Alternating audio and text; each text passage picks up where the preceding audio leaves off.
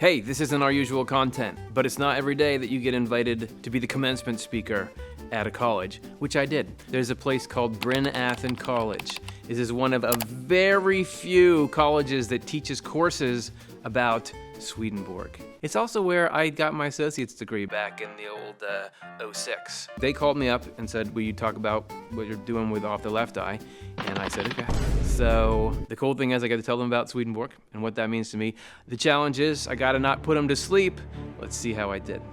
I feel really great. It was fun to get to see the people that are graduating. It's because you're supposed to write it to them, so I get to see, okay, this is what I'm saying. This too, I get to say things I really want to say, which is cool, because that's what having Bryn Athyn College teach things that are based on Swedenborg's writings. That's what that does. I can get up there and just say, let's go right for the heart of it. Let's see if we can't make life better. Let's fix all the problems. That's what I'm talking about today. It's my pleasure to introduce our commencement speaker, Curtis Childs. Curtis is an international speaker and influencer. He's the creator and host of Off the Left Eye brand, which has over 50 million video views and over 600,000 followers across social media. Please welcome Curtis Childs.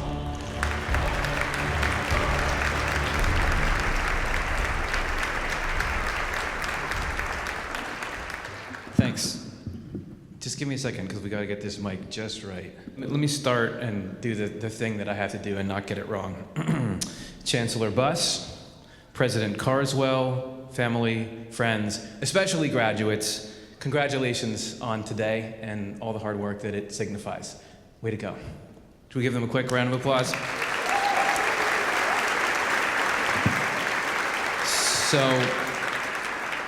I was thinking about today and what I could add to this, and it occurred to me, having worked, as you heard, making videos on YouTube for a long time, a lot of people come to YouTube to watch how-to videos. Have you done that?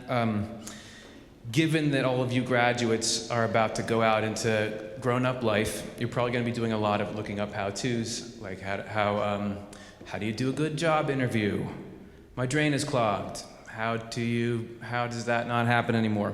I thought that what I could do for you is help you multitask right now. So while you're doing your graduation, I can give you a couple of important how-tos during this slot so that you can learn a little bit about what I think are some of the most important how-tos in life. How-to number one is how to have the whole world be excited that you're graduating. As they first announced that it was going to be me doing this speech, probably as I came up here, perhaps many of you graduates, you parents, and family members were thinking, I have no idea who this guy is. I don't really care what he has to say. Hopefully it's not too long. And hopefully he doesn't embarrass himself by I don't know, like he says something wrong. I don't hold that against you. It's very hard to be excited about something when you don't know the person that is involved in it. But I can say that I can honestly say that I'm excited, even though I don't necessarily know all of you graduates. I am excited that you're graduating. Probably. I mean, it kind of depends on what you go and do, right? And I'm not talking about how successful you are. There are plenty of people who have graduated college and gone on to run very successful, make a ton of money running very successful Ponzi schemes. The rest of the human race, we are not into that. Me, especially the victims of those schemes, if we were there at that person's graduation, I would think we'd be sitting on our hands as they walked across the stage. I think we would be saying, I wish that maybe you had taken a few nights off studying and gone and done something different with your life. But there is a way that you can have everybody in the world excited that you're graduating. Having us all cheering for you is actually much easier than having us not cheer for you. The only thing you have to do for even people you don't know to be excited about the fact that you're graduating is learn to love being useful.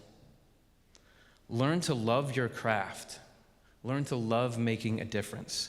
Think as you're going and doing stuff. Think about the impact you will have on people as you do what you do, and keep that as your North Star.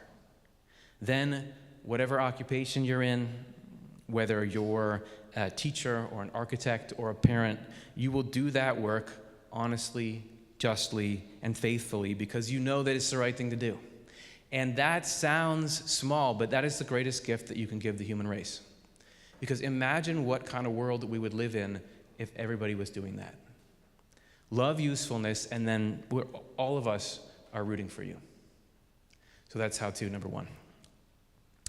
How-to number two, speaking of the human race, how-to number two is how to get along with the human race. So while you were in college, you probably had to deal with people. There was probably some students and professors and coworkers that were easy to get along with. Some saw things very similarly to you, and that just went smoothly. There was probably others, it was a bit more of a challenge. You had to navigate relationships. You had to even figure out how to coexist with people that you disagreed with politically. You had to figure out how to deal with the human race. Well, that was college. Luckily now, that's over. Now that you're in the grown-up world, everybody gets along easily. Grown-ups, will you back me up on that? We had this, please, we left that stuff behind. The idea of just trying to play nice with each other can seem daunting in our big, divided, different world. It seems really complicated. It would be nice if there was some kind of, instruction manual for this is how you get along with people. Well, guess what? There is an instruction manual for that, and you are wearing it right now. You're like, what? Check the tag on my shirt. I'm talking about the human body. Everything you need to know about how to get along with the human race is written into the way the human body is. If you take a look at yourself, you will probably notice that you are made up of different parts. Actually, very different parts. Your teeth and your liver are almost nothing alike, and yet they're still part of a single whole, and they need each other. So I'm not a biologist, and I know that there are actual biologists and biology students here, so I'm going to try not to embarrass myself by getting this terminology wrong. But as I understand it, in general, none of the parts of the human body think that the other parts of the human body are stupid. Is that right? What I mean is, like, when the eye sees the kneecap, it doesn't say to the other eye, look at that weird little round bone. It doesn't even have a retina. Useless.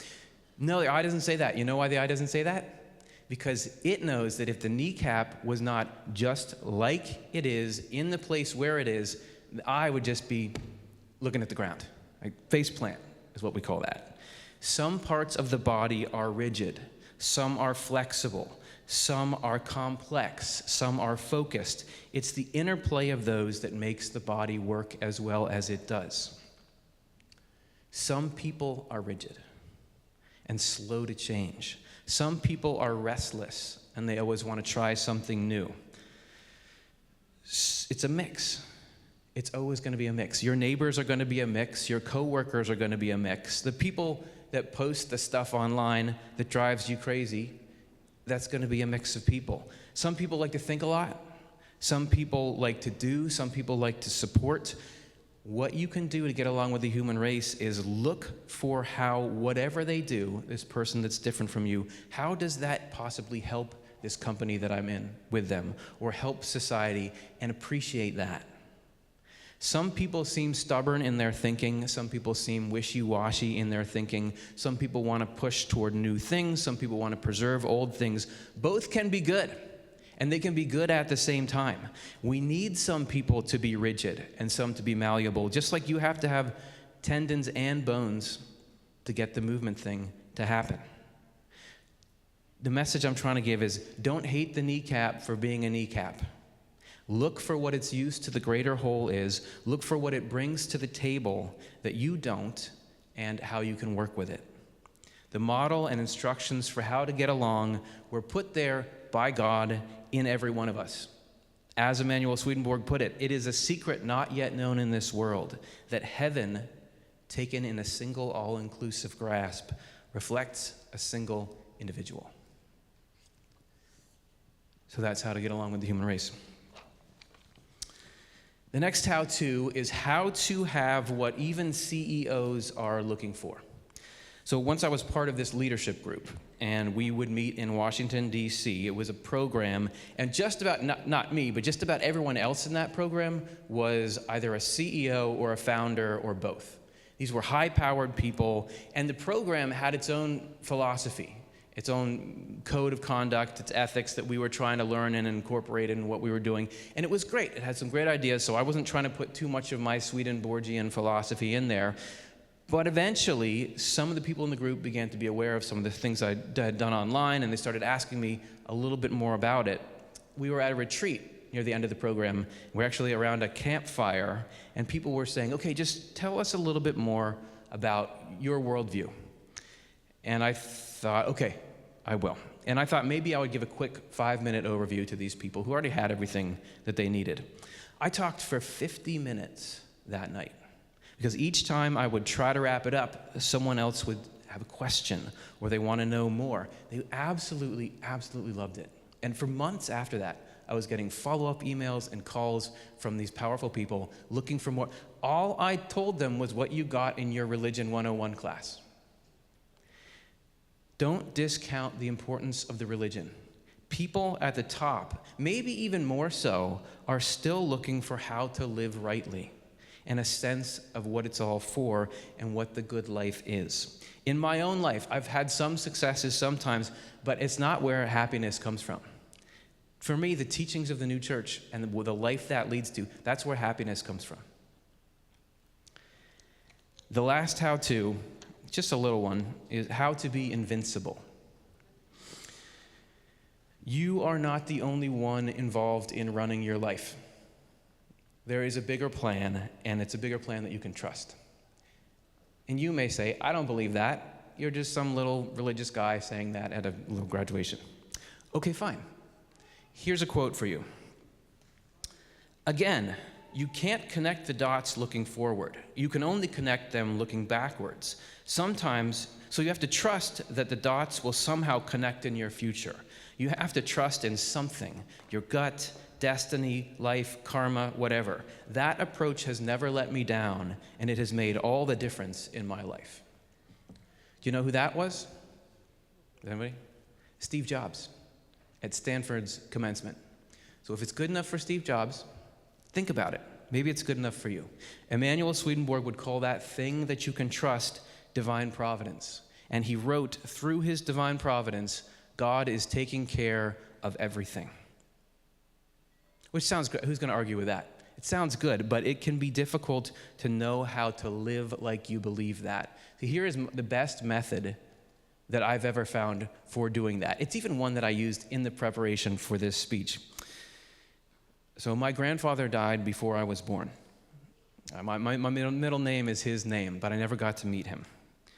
So I just heard this story about him. As he was nearing his end, he was very sick and he couldn't talk anymore. So he just had a pad of paper beside his hospital bed, and he would write on that to communicate with people. My grandmother was distraught. They still had kids at home, and she didn't know which would be worse, a long, drawn-out end where he would suffer, the kids would see it all, or if he went quickly, then they would lose him faster. And eventually she said to him, what are we going to do? He got his pad and quietly replied, I hope the Lord will use me as his best for everyone. The secret to life is to say, I hope the Lord will use me as his best for everyone. That is how to be invincible. I have found for myself that when I say, I want to be successful, I become unhappy as soon as that success fades. When I say, I want to be better, then I am pained when I see someone else who is better than me. When I say, my life needs to go in this particular way, my fears can torment me endlessly when it doesn't. But when I say, I hope the Lord will use me as his best for everyone, I find safety, calm, purpose, and joy. I would wish those same feelings for you. So in the end, I do wish you success, but don't get too hung up about it. Sometimes you will feel very successful. Sometimes you will feel down and out, but wherever you go, do usefulness. Stay steadfast in that through the ups and downs of success, and eventually that joy and usefulness, that becomes what the up is. That's what gives meaning to your life. As it says in Micah, what does the Lord require of you? To do justly, to love mercy, walk humbly with your God. The world is not just looking for skill and innovation. The world is looking for goodness.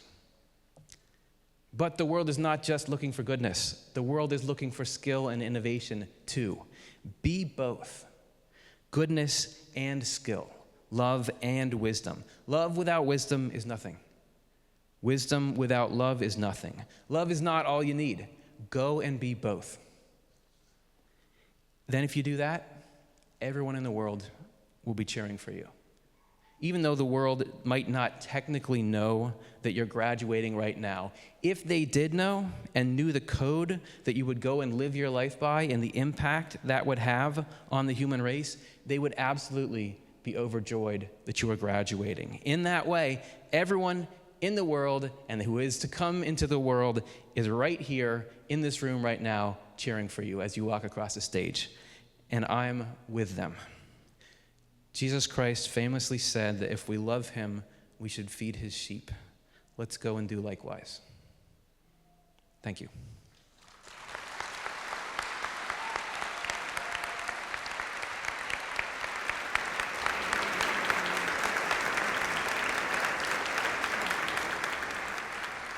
Okay, that's it. I hope you liked it. I hope you feel like you graduated today too, because you did. I mean, you didn't. Anyway, thanks for watching.